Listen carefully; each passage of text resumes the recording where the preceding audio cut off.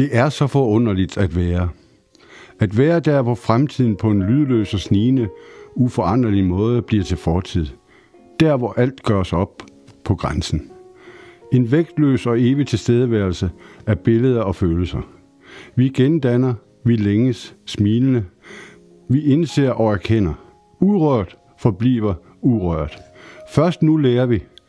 Ja, det er så forunderligt at være. Der var en gang, jeg besluttede mig for at løbe. Jeg løb som en gal, mange år ud i træk. Under karavaner af skyer og under den dirrende sol. I mørke og i blinde løb jeg også. Sigtende mod den gyldne og fjerne horisont.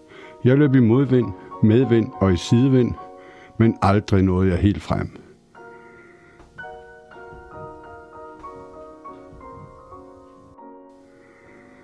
På min vej mødte jeg en dreng. Han var i færd med at bygge et tårn. Verdens højeste tårn skulle det være. Næsten op til solen. Storslået. Alt det arbejde havde han gjort alene. Han manglede det øverste af værket og havde brug for hjælp. Men min tid var knap. Overstrømmet af iver og fokuseret på den utydelige horisont, løb jeg videre for at nå mit mål. Hvorfor han ville bygge tårnet, fandt jeg aldrig ud af. En særlig dag så jeg en linedanser svæve i luften. Jeg stoppede op og glemte alt. Hun var bedårende og guddommelig. Hendes skønhed rejste sig over alle bjerge, over horisonten, ja selv over drengens tårn. Længe stod jeg og betragtede hende. Måneder i træk. Jeg efterlignede hendes bevægelser, påskønnede hendes tilstedeværelse, men aldrig gik jeg op til hende. Hver gang spredtes rædsel i mit blod, og jeg skrumpede. Til sidst følte jeg mig så lille, at jeg mistede stemmen, jeg skammede mig, og jeg græd, og jeg løb.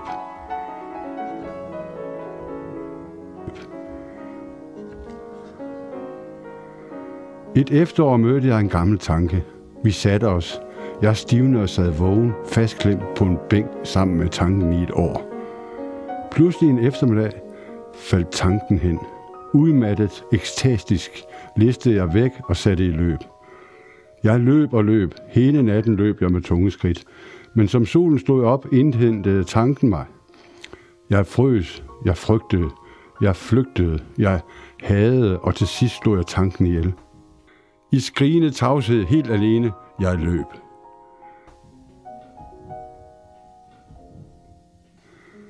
Siden har jeg løbet en del, mest i blinde.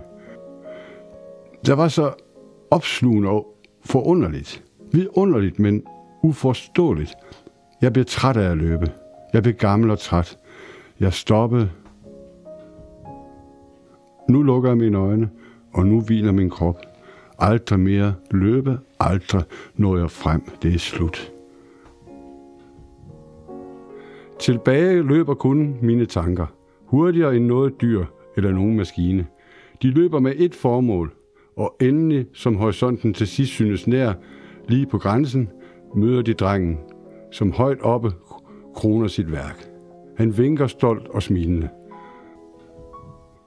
Og bag ham, endnu højere og endnu klarere, svævende over alt andet, møder de linedanseren. Som en engel, strålende og guddommelig. Her vil jeg være. Elskeligt tager hun imod.